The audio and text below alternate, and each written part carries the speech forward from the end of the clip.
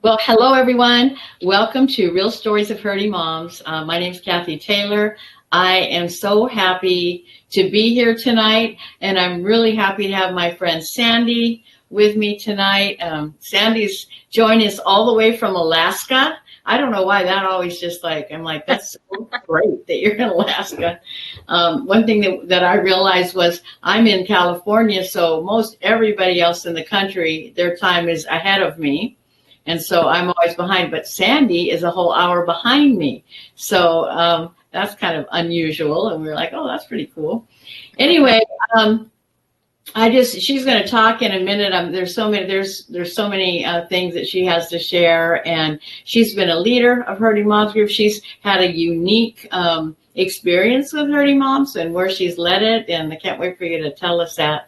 And before I turn it over to Sandi, though, I would love to have you let me know if this is your first time to watch. If this is the first time that you've watched Real Stories of Hurting Moms, would you let us know about that in the comments? And if tell us where you're at.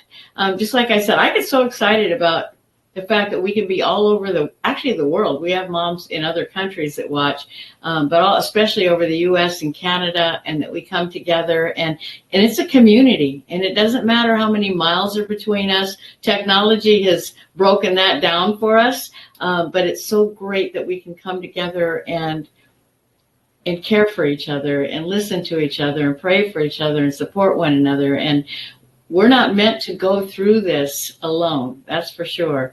And so I'm grateful that we all have each other. Anyway, Sandi, just tell us a little bit. Tell us about the town you live in and everything out there. Just tell us a little bit about yourself. What do you do? And just talk, and then tell us about your story. So I live in Soldotna, Alaska. Have about 10,000, I guess. The whole state of Alaska only has about 700,000 people in it. So we're a small town.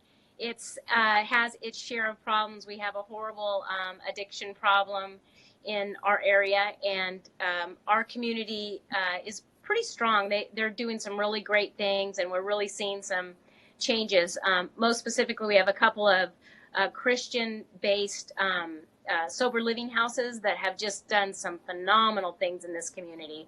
And so that's been really great. I work in the community, have been here for about 10 years. And I guess if you want me to tell a little bit about how I got started with Hurting Moms, I was in church one day, and they kind of gave a call like, you need to do something in the community. And I'm not one of those people that stands up, but for some reason I stand, and I had no idea what it was I was going to be doing. And literally, like the next day, I came across this Hurting Moms on Facebook, and I'm like, oh my gosh, that's it.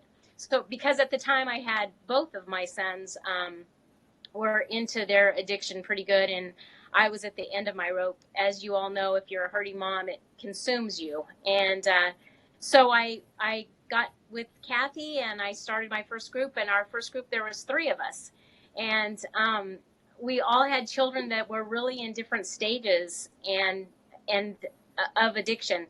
And so we did that first group, and then my second group, I started out, I was all excited. I had about 8 people, and we ended up with about 4. So I've kind of struggled with the small numbers, but we've had some mighty things happen in those groups. And I've just come to the conclusion that if it's every time I do a class, if there's one person that's helped, then that's obviously what God's called me to do. So I don't stress about the numbers anymore. And I have to consider it is a smaller community. I've come to realize that something I hadn't realized before. You'd think I would have, but there's definitely a stigma attached to it, and parents are afraid to admit they have children that are struggling with addiction. So overcoming that, and like I said, I think we're doing some really big things in our community, and I think that my next group's going to be even a little bit bigger.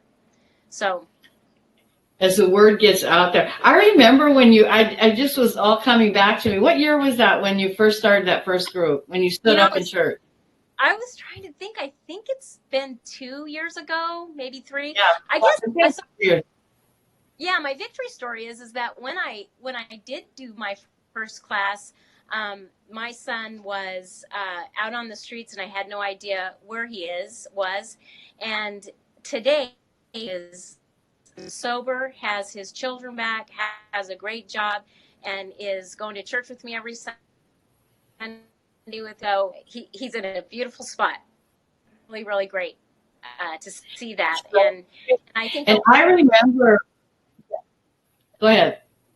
No, I was just going to say, and I don't know that.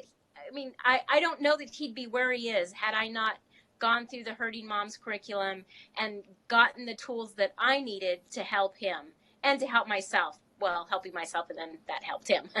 But yeah, it was great. Yeah. Learning how to let go and get out of the way of what God wants to do in his life. That's what it, but I can remember back. I remember when you were going to start your first group. After you called me after you had stood up in church that day, and you were going to start, and you only had 3 people, so you were almost thinking about not doing it. I remember you were like, "Oh, I don't know. I mean, hardly anybody signed up," and we were like, "Just go ahead and do it. I mean, it's going to make." And then I remember you told me afterwards, it was like so amazing that you felt like it was exactly the way God ordained it to be. Yeah, and actually, I think that first go round was definitely for me, and then I was able to help others after that one. So, yeah, it's an amazing curriculum. I'm so thankful for it. And then you started doing a group in a rehab, right? A women's. Tell us a little bit about that. Where you've been leading the next group, and where you're going to do the next one. You know what? I am. Can you say? Can you? Yeah, you're coming in and out. I said, remember, tell them a little bit about the rehab or the place where you started doing your group. Oh, right. So it's a partnership with one of the Christian sober living homes that I had talked about a little bit earlier. And they have a big room where they've allowed me to, that they've opened up to me, and they've allowed me to hold the classes there. So it's been great. Yeah, I mean, it's kind of like it becomes like a community, a community thing. Everybody's together.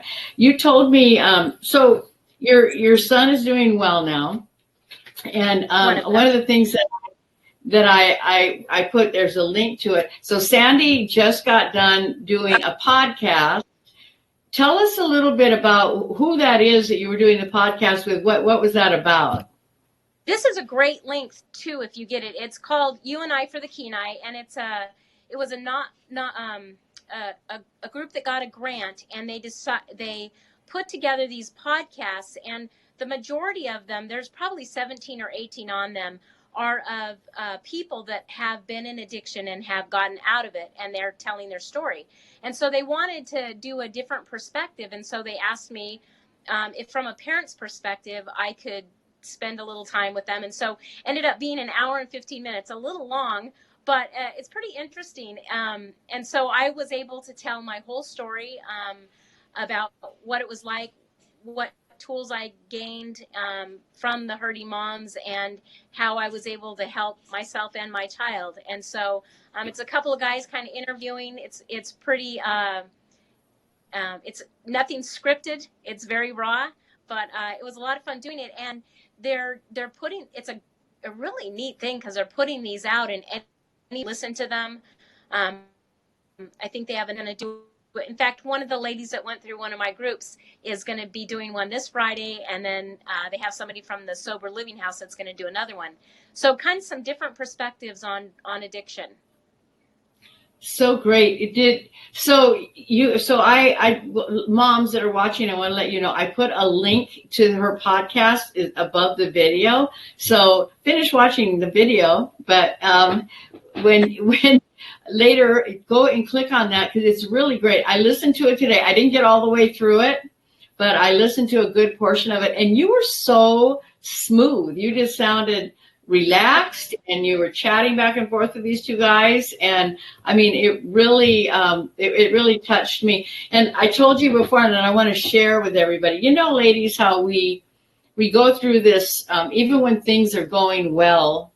It's like we wait for the other shoe to drop. We think, like maybe your child's in rehab, or maybe they're home, and maybe they're doing kind of well right now, but you're afraid to get happy about it because, and you're afraid to relax because you've been let down too many times before. And that question came up in the podcast with Sandi, and she said something, and I wrote it down. I got it on my iPad because I was like, oh, I got to share that with the moms. And what she said was, I'm not going to let worrying about what might happen tomorrow ruin the beauty of what is happening today.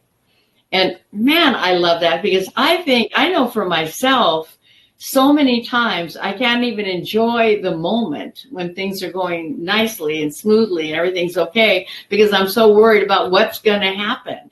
And so, ladies that are watching, I don't know if any of you can relate to that, kind of that waiting for the other shoe to drop or waiting in limbo. But Sandi, that was such a fabulous quote. I'm going to be using that a lot. So let me see. I'm not going to let worrying about what might happen tomorrow ruin the beauty of what's happening today. I just think that's so smart. That was really good. You know, that came from a little thing a friend of mine at work and I have. In fact, she's one of the people who's been through my class. She helps me. She actually co-facilitates them. But one of the things we talk about is like looking for the nuggets that God gives us. And we always talk about, oh, I got a nugget today, you know, whether it's a phone call or some good news or something. And we talk about holding on to those nuggets and focusing on those nuggets and, you know, really looking for them. We have a lot to be grateful for. So much. And you know what? Sometimes those nuggets may not even have anything to do with our kid. I mean, I think sometimes, I know for me, I was so focused on my child that I missed other good things that were happening in my life, in the life of my other kids, because I was focused on her. And what about that? Let's talk a little bit about family dynamics. You have 2 sons. So tell us a little bit about how everything worked. How did that affect your family dynamic? Tell us a little bit about that. So to back up a bit, their father was an addict, and I was one of these, you know, I was raised in a home. My dad was a police officer. I had the first 10 years of my marriage that my husband was even, and then light. And so who then the youngest one that's clean now was in trouble about 12, just different things. And so of course, when when you have that one child that's messing up, they're the ones that get all the attention. And my good child, you know, he'll be fine because he's the good child. And then, you know, he struggled with a lot of things and a lot of problems and ended up kind of in the same spot. But even like I said in the podcast, he's back. I want to give you that encouragement that he's back more beautiful and more precious than he was before all of this happened. So they can come back. They can be better than they ever were. So it's possible. It's so encouraging. And you know what? It usually doesn't have anything to do with anything we've done. I mean, we try so hard and for so long to fix them, to reel them in, to get them to do what we think they should be doing, and it never works. And that's where we get frustrated and we lose ourselves in that. Yeah. But then when we finally back off, like you said, you learned how to surrender them, you learned how to let go. And it's when we back off and get out of the way and let them hit that bottom that they need to hit, that many times they then turn around. It's so funny how that works. And Kathy, one of the things I talked about this in the podcast, and I think I remembered it when I was talking about it, the thing that was so important, the thing that really changed in me, and this was straight out of Hurting Moms, is those conversations that we have where I stopped telling him how bad he was and what he was doing to his kids. And then I started telling him how much I loved him no matter what, and how much we needed him to be a part of the family. And we needed him for this, not he was wrong. And we talked about this in the podcast about how that they already know how bad they are. And the more we tell them, that makes them want to draw farther and farther away. Yeah. But when we tell them how much we love them, with setting boundaries, of course, but we tell them how much we love them. And I talk about that. My mantra is, I will love you I love you no matter what, I will be there for your recovery, but I cannot be part of your addiction. And we just say that over and over lovingly. And when Yeah. when what they hear from us is that we love them and that we need them and we need them to be a part of the family. And instead of all those things that they already think about themselves, I don't know if it's a rock bottom that they hit. I think it's more of a realization that, they are loved and there is a place for them. Well, I think maybe part of it too is that they're not afraid, when they get to the point where they're ready to turn around, they know that you're going to be there for them. Right. I mean, if we completely just, and we don't have to let them live with us, we don't have to give them anything. It can be a text just saying, hey, I love you. I have that with my son. He's an alcoholic. I don't hear from him very often, but every once in a while when he's on my heart, I'll just send him a text, say, hey, Yep. love you. Love you, Yep. miss you. And he'll always respond, love you, miss you too, and then, but I just think that way the door is open. We're not slamming a door shut where they're afraid to turn around and come back. But there's a big difference between that and just bringing them in and giving them stuff and letting them be comfortable in their addiction. We don't want them to be comfortable in their addiction. Right. Yeah. And you said something really important. You know how you said, he already knew how bad he was. I hear over and over from addicts, they hate being an addict. They hate where they are. They hate themselves. They hate the whole being dependent on drugs like that. They hate what it's done to their family, but they don't know how to move beyond it. And they don't, it's hard work to move beyond it. So they have to get to the point where it's more painful not to do something about it than it is to stay in it. Well, yeah, and also that it's going to be worth it to come out of it, that they do have someone home to, and they do have that love. So, when they balance that out, that there is something to come back to, and they need to. Yeah, no, absolutely. It's just kind of, it's like you said, it's a balancing act. And in the meanwhile, I think, one of the things that we got to realize is that we do have other things we can be thinking about. We have other family members. Many of us have jobs. We've got pets. We've got, church family. I would say, and I say this over and over and over and over again, moms, we need community. We need community. That's why we need the Hurting Moms community. That's why we need our church family, our church community. Get connected. Don't isolate. And we do isolate, don't we? Because like you mentioned earlier, Yes. the shame, we're ashamed. So. Right. Yeah. I see her poking around up there. Moms, if you only knew, we were like 2 minutes before we were going to go live. Finally, we got this situated to where we were both on here. So, sometimes we have technical. What? My battery's almost dead on my phone, so I'm trying to plug in. Go ahead and do it. Plug in. Don't go away. Don't let it die. It's so funny. The technology, I mean, it's so great, but there's always like little glitches. We're still trying to get used to it, but I'm grateful for it. I'm grateful that we can come on here and be candid with the other moms. I see some moms. I was going to see if anybody, you'll have to look at the comments tonight. I know I've had a couple moms on here tonight talking about how their kids have just like shut them out and said, leave me alone. I don't want anything to do with you. That is so painful. But I never knew when I started this how many moms were experiencing that. The estrangement, that their daughters or their sons just cut them out, didn't want anything to do with them. So it's really, really difficult.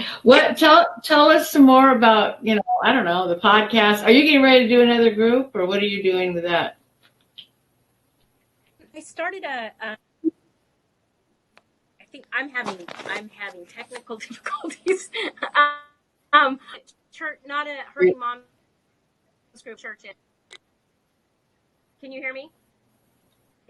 Yeah, I can. But your Wi-Fi. It could be my Wi-Fi. Yeah. Can you hear me? Yeah, I can hear you. Okay. Okay. So I had started a group at church through our church Bible study. And so I was planning on doing one probably when I get back from vacation after the first year. And what I'm planning on doing is asking the guys that I did the podcast with to do a little advertisement for me, like a little 10-minute promo on the class. Because it was really interesting in the podcast, if you listen to the very end, one of the questions was, they asked me, so what are the resources in the community? And I said, well, that's a good question. I don't know what they are other than, this group that I do. And so I think that they would be interested. And I think if that podcast gets out and enough people hear it, there might be some people, more people interested in doing the group. So I think I've got a bigger audience now for advertising. That's awesome. And I really want to encourage you moms that are watching to click on that link above our video and listen to the podcast. I think you will be, you'll be encouraged. I'm seeing, Bonnie just got off the phone with her youngest son who shut her out. Stephanie, we're so sorry that she lost her son 3 years ago. And I mean, somebody else here is Stephanie. Stephanie's talked about she's grief stricken. Many of us, and Stephanie, it looks like in your case, you've lost your son, and that's our biggest fear, right? That's every hurting mom, especially if your child's an addict. That's our biggest nightmare. Our worst nightmare is that we would lose our child. And every day I hear from moms who have had to experience that and go through it. And for those of us, because with addiction, because of the nature of it, so many moms have addict kids and they begin to grieve them, that whole grief process, and they're still alive. It's like you go through, I think you talked about that did you talk about that on the podcast? Or that might have been somebody. I talked about that being really your biggest concern. You worry about, of course, their drug addiction, and though, with the drug addiction, you can get help. There is eventually, it could happen. You have that hope, but in the meantime, you worry about whether they're going to die. Exactly. I talk a little bit about how with a sick child that you can take to the doctor, or even a child that is dying, not that that's better, at least there's the known. With a child there's the stigma attached to them. People don't feel sorry for you if you have a drug addicted child. That's their fault. And so it's difficult as a parent because you don't know, and you're one of the things you're constantly worried about. Yeah, exactly. I can remember we all wait for that phone call. It's different. It's so hard. I don't know. When we became moms, this isn't what we signed up for. Right. We just, I don't know about the rest of you, but all my life, I just wanted to be a mom. That's what I wanted to do when I grew up. I want to be a mom. And, loving my children, my babies. And then as they grow up and they get older and these things starts happening, it's just inconceivable to us. And that's why we have such a hard time letting go, because we've been the nurturer. We've been the one to make everything okay. They've listened to us for so long, and it's so hard when all of a sudden one day they just stop. They don't care what you say anymore. It's just but the good news is, moms, and Sandi, I'm sure can vouch for this, is that there is hope. There's hope not only for their child, but really what the Hurting Moms is about. It's not about how to fix your kid. We can't do that. In case you haven't figured that out yet, you cannot fix your child. You cannot control your child, but you can have a rich, full life. You can go along with what God's plan for you is. He has a plan for each and every one of us. And we get so focused on our child, we lose sight of what God has for us. And that's what Hurting Moms is about, is helping us learn how to tap into that, to become, to be okay, even in the midst of whatever our child is doing. Are both your sons okay now? Did you say? The one is, my oldest son, I'm not really sure. He functions, he has a job and a family, but I'm not really sure where he's at. And, he doesn't live close by, so it's kind of hard to check on him, but I hear from him. And I'm still waiting for, they can be okay with the addiction and whatnot, but until they have Jesus in their life, you're still waiting, right? You're still waiting for that. So that's what's the most important. Absolutely. And I think part of that, I mean, I know for me is because, and even in my own life, and I had some addiction in my background, it wasn't until I was so empty. I was so empty on the inside. And it wasn't until I met Jesus that I realized that I could be filled up and that I could have joy and I could have peace. And of course, this is what I want for all my kids. That's what I pray every day, that my kids, some of them know the Lord, some don't. And I'm praying all the time that would happen, because I think it's only through that we really get to experience, what life is all about, what this life is all about anyway. Yeah. So, yeah. So, hey, one more thing before we go. Every year you take a trip, right? Yeah. Don't you go scuba diving or something? I do. Yes. Tell us about that, because I just remembered that. I was so impressed with that she leaves Alaska. Talk about your annual trip that you make. Oh, well, we always go somewhere tropical. So last year we went to Hawaii. The year before was Mexico, and I think the year before that was Belize. We're going back to Mexico again this year in January for a couple weeks, do some scuba diving. So, yeah, it's always great to get out of the cold. Although it's been pretty warm here, so we're in the 40s still. Oh my gosh! Well, we're in the 90s here today. We're in, wow. It's like I'm ready to get out my scarves and my Uggs. And here in California, if it gets below like 70, if it gets to 65, like we're all bundled up. We're cold. So, but I know. We haven't put our sandals. That's right. Huh? You'd be in your shorts and sandals in that weather. Oh my goodness, that's something. Yeah.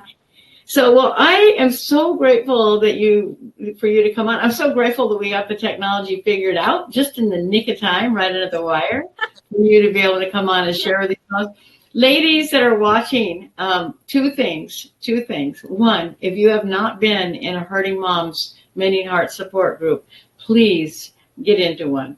There's both local groups. Absolutely. You can go to our website. You can look and see if there's a group in your area. But if not, just take that step and join a online group. It takes courage, because most of us are like, online sounds scary, but it isn't. It's kind of like this. We can see each other. We're Sandi and I. She's in Alaska. I'm in California, but we're both here. And that's the way an online group looks. Just do it. And then secondly, click on her podcast. Listen to Sandi's podcast. I think you'll really be encouraged.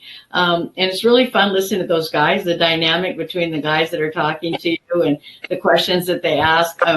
I really enjoyed it. I'm going to listen to the rest of it. But I really, thank you for sharing that with us so much. It's great. You bet. And like I said, also on that podcast site, there's a lot of really good stories from addicts that have recovered. They're all recovered. And so those are some really interesting stories as well. Yeah, I think at this point we need all the help and encouragement we can get, right? And you know what, moms? We deserve it. Every one of you deserve to be okay, no matter what your child is doing. And that's what this whole program is about. That's what Hurting Moms is about. We're not going to tell you how to fix your kid, but we can help you get to a better place. We can help you be able to sleep at night, can help you get that knot out of your stomach. We've all been there. I know Sandi has, I know I have, that sleepless nights and waking up sick and going to bed sick, and my every waking moment focusing on my child. But I'm good today, and you all can be too. There's an answer. So Sandi, thank you so much for joining me tonight.